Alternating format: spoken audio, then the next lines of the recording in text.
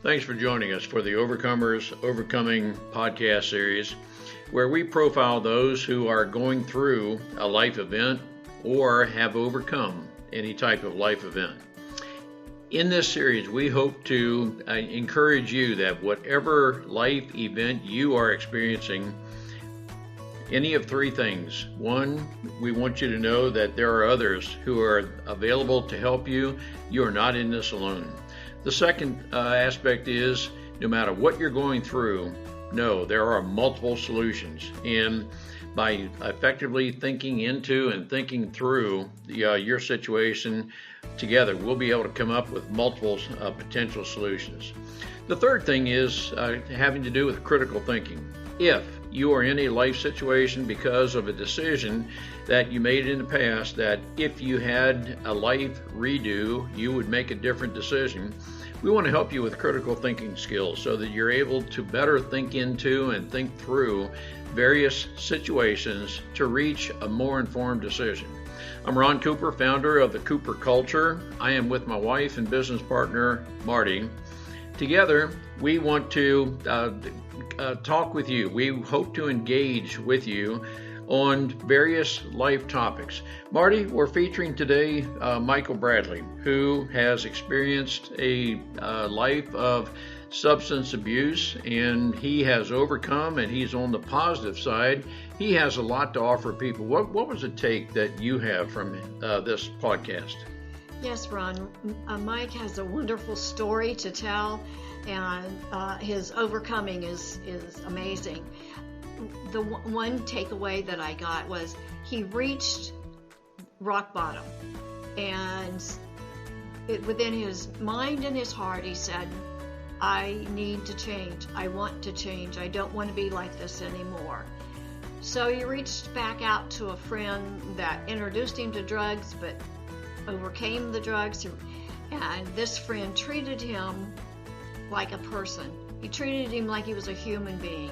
He connected with him, he respected him, and Mike talks about how the people that helped him the most were the ones that said, I'm with you.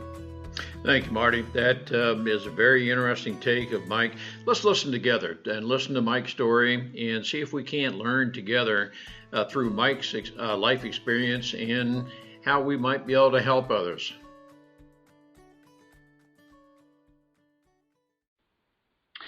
Mike, thank you so much for joining us. That I and our listeners are just fascinated with learning about a little bit of your background, where you've been, and how we can learn from your past. So, Mike, thank you for joining us. Thank you for having me. Mike, can you just briefly describe your background? And for our listeners, we're not intending at all to focus on your background, but as you can help us learn about some things about your background, and perhaps if you could relive any portion of your life, maybe based on the wisdom you have today, you would make different decisions if you had the opportunity to roll the clock back. But can you just briefly describe some of your past and what you've been through? Yes, absolutely. So as far as my past with substance abuse, I started pretty early, one would say, around 15, 16 years old, experimenting with marijuana and drinking. And not too far after that, a few years go by, and I'm in high school, and I suffer from a torn ACL, which kind of gets me an introduction into pain medication. And before that, I had kind of experimented in different types of substances when it came to other than marijuana and alcohol, which were relatively common in my area, in my school. So it wasn't too off the scope of what I had been seeing. But when the other substances started to be introduced into my specific friend group, there was like a turn. And I think having a torn ACL kind of gave me that extra push to kind of push me over the edge to really start changing the things around me that were important to me. Family, friends, going outside, camping, video games, girls, all those things that normal 17, 18-year-old boys are enjoying started to become less and less important to me the more and more I kind of slipped into an addiction. And not to draw this initial segment out, but that kind of progressed really quickly, and pretty soon after I was pretty much doing anything I could in my power to be able to continue to stay high every day for as long as possible. And it wasn't even something that I really believe was intended by anything external, but it was something within inside me that had kind of a switch almost that was flipped, where it was an inside motivator that was coupled with a sickness. Once I would put at least the painkillers down, I would be very ill, as they would call it, and I would be produced to want to continue to use more. And for me, the parts that really progressed that was, one, I think there's a stigma as far as males for asking for help. Two, I didn't have a really significant father figure who would have maybe came into that role and established any sort of punishment. I had a very loving mother and very supporting family between her and my sister, which can almost be detrimental to the point of enabling.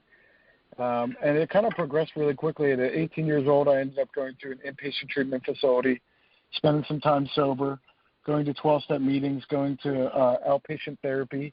And after a period of time, around 9 months, I fell back into it again, almost against my own will, I would say. I mean, I didn't take the necessary steps that I was told that would help me prevent from picking up again.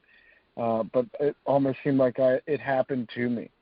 It was almost like one day I woke up and it had already happened, and then I had to deal with the consequences. And for me, in my past, there's been relapse in my past, and my experience has always been, once I relapse, there's kind of that Pandora's box that opens again, that switch is flipped again, and it's hard to close it by myself. It's almost impossible after a certain period of time, from my experience, to close it myself. So I had to reach back out. I went to another inpatient treatment facility and then followed up with a different aftercare plan, which was to move out of my state, move into a recovery house with 9 other gentlemen who were on the same path as me, and try to learn how to live sober. And after that point in time, I ended up putting together 2.5 years with the help of a lot of 12-step fellowship, reconstructing my life, learning how to be just like a human being who took care of himself. Because up to that point, a lot of things, like even it went from my hobbies that I didn't care about to my personal hygiene to how I treated people around me, to my goals. Everything kind of was almost taken from me. So within a setting like that, I was able to learn how to wake up early, do my own laundry, cook my own food. I was also 18, 19 years old around this time. So it was it was like a catalyst to be able to continue the rest of my life as a responsible person. And after having like 2.5, 3 years, I hit like a plateau within my recovery, and I really didn't feel fulfilled anymore. And for me, something that's really important to me, and whether I've been sober or in active addiction, I think what I've always been really searching for was a connection. And I felt like I lost the connection with the people around me due to my own actions. I wasn't being honest in my own life. I may not have been using, but in every other aspect, whether it was like gambling or other activities, I wasn't being honest in my life. I wasn't being a responsible person, and my moral compass kind of dictates how my internal spiritual condition is. And after having about 2.5, 3 years, I ended up relapsing again for a period of time, under a year. And then after that, that's what ended me up in this last long, amazing experience of celebrating 6 years on November 9th. And there's been a lot that's happened. If I could change anything, I don't know if I necessarily would. Maybe getting sober earlier, but I think I'm very happy with the person that I am today, and I think that's a testament to all the things that I've experienced. And the things that I experienced kind of make me a more useful human being. And I say that in the respect of part of my recovery today is helping other people who are trying to get into recovery, people who are in recovery and struggling. And I think the more experiences that I've personally been through allow me to be more useful to those people. So in a synopsis, that's kind of been my experience, long and short, of getting into recovery, falling out, and getting back in and continuing to this day. Mike, thank you for being very transparent about you. One of the things that we're learning is a very common trait is relationships. That Marty and I are faith-based, but I believe that there is it's just innate in who we are. We want to have a connected relationship with people. Mike, with no intent of placing blame, I sense that you wanted a relationship with your dad. It didn't happen. As your pain from the 8th torn ACL was there, you wanted relief from the pain, and there are a lot of insidious events that seem to occur that just brought you to the point that you are. But it seems like one of the things you dealt with was a circle of friends, the need for a connected relationship, and you searched for and you just clung to whomever would accept you. Is that at least somewhat an accurate characterization of your past? Absolutely, yeah, and especially the connection part and the acceptance thing. That's always been like in 12-step fellowships, they often refer to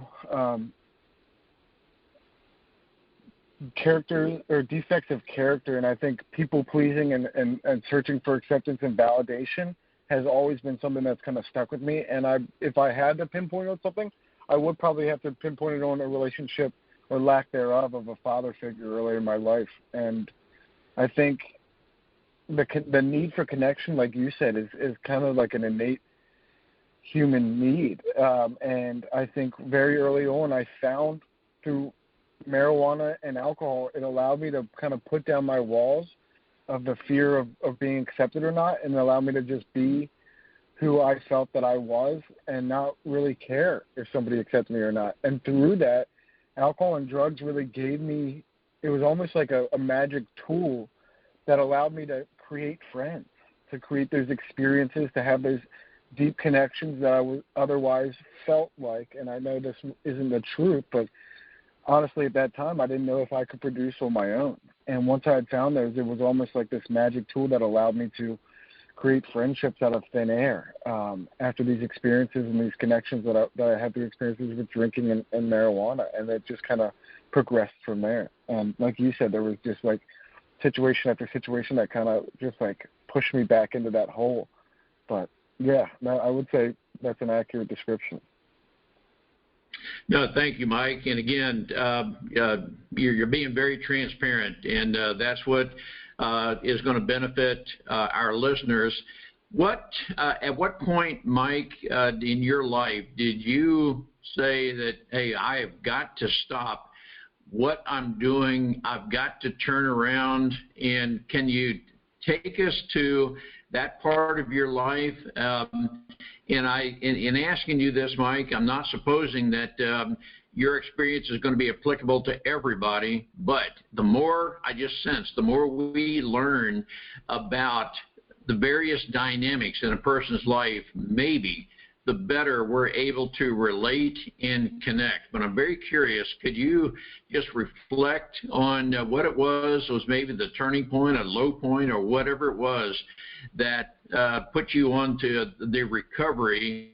And congratulations that you're approaching 6 years of freedom. Thank you. So I'll give you three situations. There was the three situations that I entered into recovery. The first situation, my family had an intervention for me It was really an external motivator. And by the end of the intervention, I agreed. At that point, I didn't really think that I had so much of a problem. A lot of people around me did, and a lot of people had a lot more clarity to see that through my actions. I kind of lived in this tunnel vision life where I didn't really see how my actions affected others or myself. I didn't really see another way of living either. And the second time, after that 9 months of sobriety, and I needed to return back to a place where I could be separated, it was almost like a combination of the two. It was external and internal, where I was really not happy where I was, and I had known that there was a different way to live because I'd seen other people doing it at that point. So there wasn't a tunnel vision of saying that this was the only way.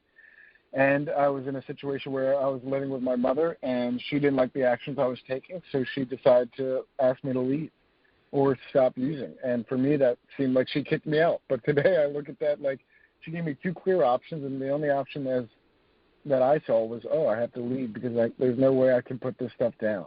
This does too much for me at that point. And this last time, it was completely internal motivation. There was nothing external. I had a job, I had a place to live, my direct needs were being met, and I wasn't jeopardizing those in my actions. But this last time, I had what they would call the seed planted, that there was another way to live.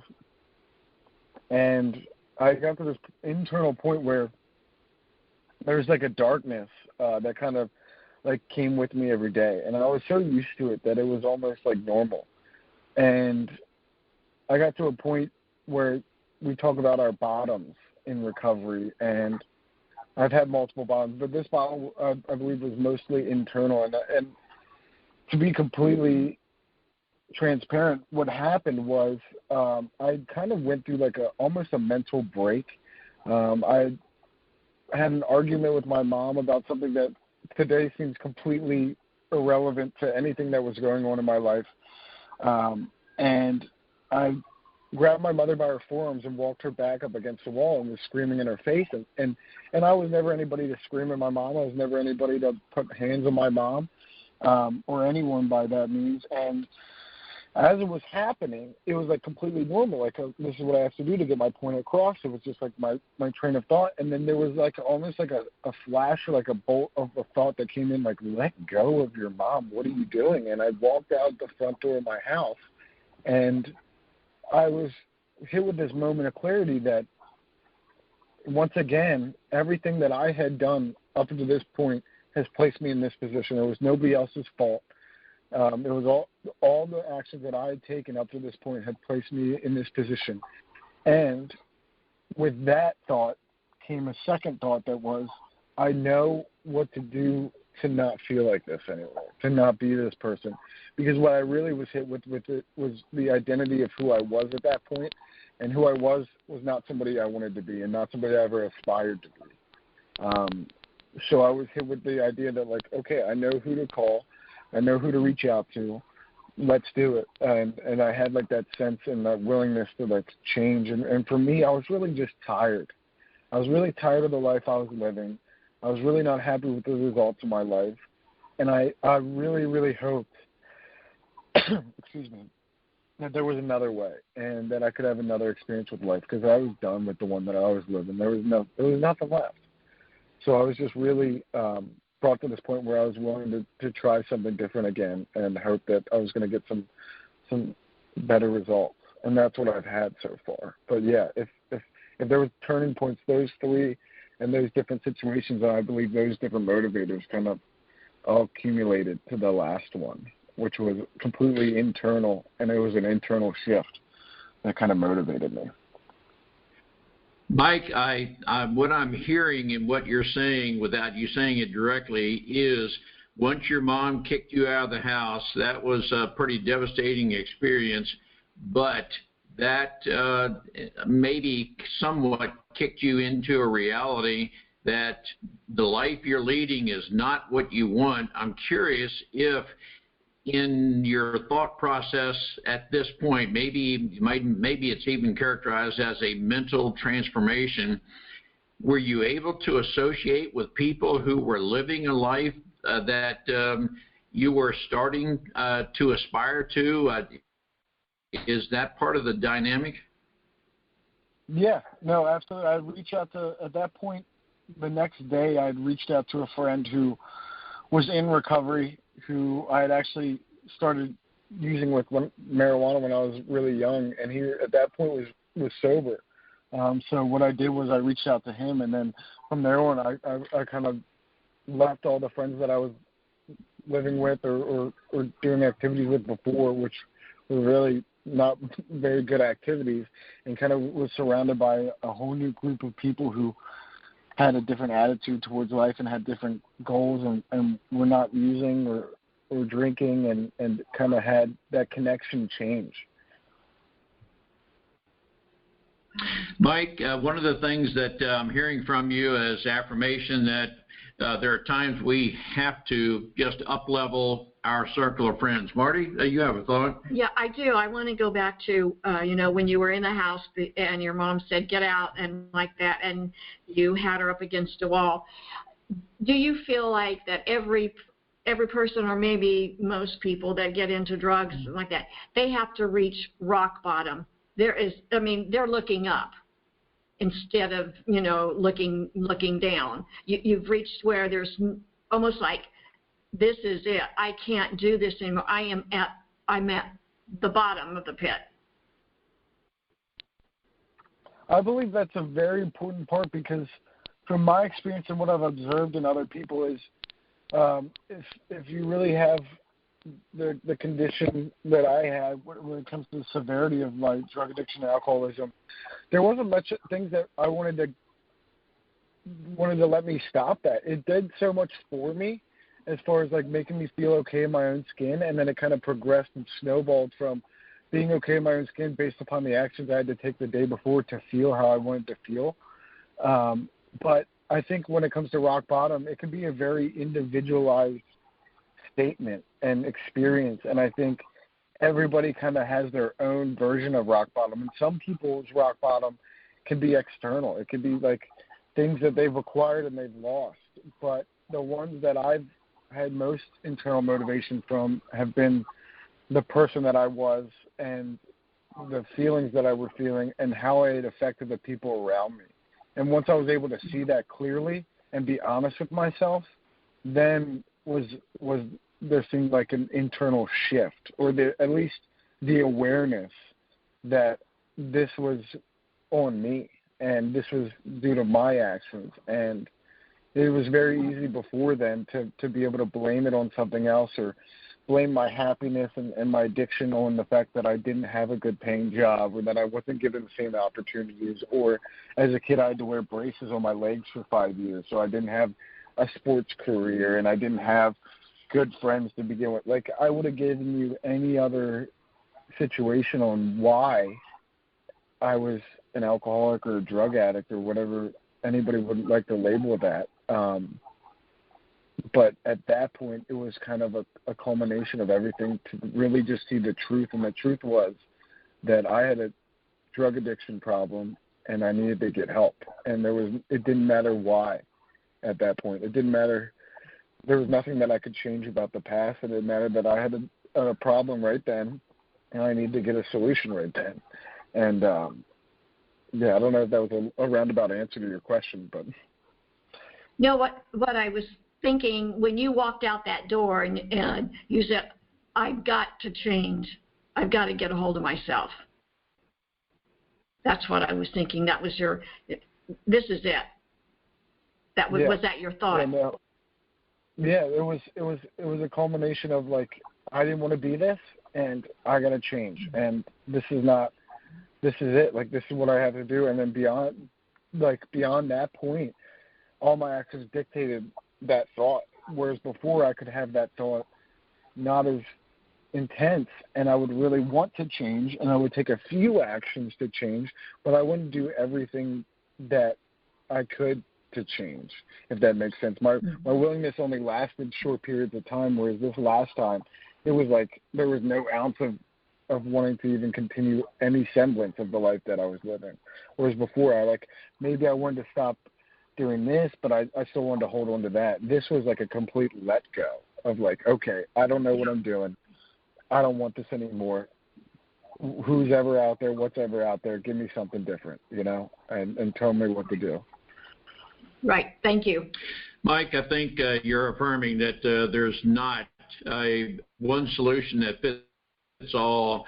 Everything is very individualized. And I'm wondering, Mike, even though you said that you are benefiting from the experience you've had, or you're taking the best from, let's just call it a less than a good decision, you're making the best of that. But I'm wondering, Mike, if one of the overarching aspects of this is for us, and I refer to us on the outside, if we are willing to engage and accept and develop a relationship and try to have an understanding of the Mikes of the world, trying to think back, is that something that maybe could have been useful, but is engaging with people and being accepting, is that something that can help a person get through what they're going through? And I want to juxtapose that with what I think is the wrong thing, to look down our nose at you and say, Mike, what you're doing is absolutely wrong, and you've got to stop doing what you're doing. But, Mike, what I'm trying to do is ask from your experience if we on the outside could effectively engage with those of you who have experienced what you have experienced. Is there a way we can effectively engage with those who either have the propensity to make the wrong decision, or they've already made the wrong decision? No, thank you for that question. I think absolutely there is a necessity to engage with the Mikes of the world, as you refer to it, with just treating the condition or treating the situation as almost like an illness. And they talk about drug addiction, alcoholism as an illness. At least some people refer to it as that. And that's, I think, just really to simplify the idea behind it, where it comes to a point, at least in my experience, that I didn't want to do it anymore, but it was kind of happening to me. And I think the people that I was most honest with were the people that treated me like a human being, even though my actions didn't dictate that I was the best human being, or that I was a very useful human being, or somebody who wanted to be around anybody. I think the people who reached out to me and communicated effectively and asked me how I was doing and treated me like with dignity and respect were the people that I went to when I was ready. And that's the biggest thing, is not that like the communication will ever. There's no guarantee that effective communication will ever produce somebody to hit that rock bottom or be willing faster. But I think when it becomes a point in time when the individual is willing, or when I was willing, I knew who to reach out to. It was the people who didn't talk down to me. It was the people who treated me like I was no different from anybody else. And that honesty and that dignity was able to be reciprocated. When somebody came to me with that, I felt comfortable with giving it back and being honest about what was really going on, because there was a lot of dishonesty in my actions and my words during that period of time. But I think if there is any sort of communication, I think it's at the very level of it is just honesty from both ends. I mean, there's absolutely nothing wrong. I mean, there might be feelings hurt.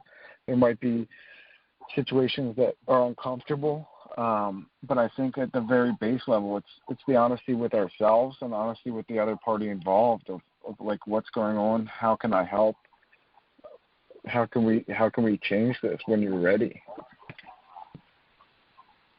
Thank you, Mike. I think one of the lessons we take from you is just be willing to accept people, treat them with dignity, that some people are going through stuff. And Mike, maybe we'll close out by saying it sounds to me like for those who Well, even before you start substance abuse, but particularly once you're in it, there's not a quick solution to this. It's going to be a somewhat long term recovery, and through association and so forth. Is that accurate, Mike? Yeah, I think, at least from my experience, recovery is going to be a lifelong thing for me. And it's not like that for everybody, but definitely the experience of getting to a point where I'm comfortable in my recovery, or comfortable after those instances where I had a really bad run for too many years. I think that experience isn't like an overnight matter. It's not a 1 month matter. It's not a 6 month matter. For me, it's long term. No, I think that is very accurate, Mike. And we'll bring this in for a closing. Am I correct that you are working in the Recovery Centers of America to help others through, or let's say help them to recover from various addictions? Yes. I've been blessed with the opportunity to work in the field of recovery, and I'm a treatment advocate for Recovery Centers of America. And at the very core of that meeting is I help break down the barriers between people accessing treatment. So when they reach out for help, I'm the one who helps break down the barriers to get them in, whatever that looks like. Thank you, Mike. Well, thank you. Through these podcasts, Marty and I are trying to work on the very front end, in that we want to help people make good decisions. With your help, Mike, it's a long-range goal, and it may not be entirely realistic, but if we were able to help people make really good decisions through effective critical thinking, we might just be able to put Recovery Centers of America out of business because people never got involved with substance abuse.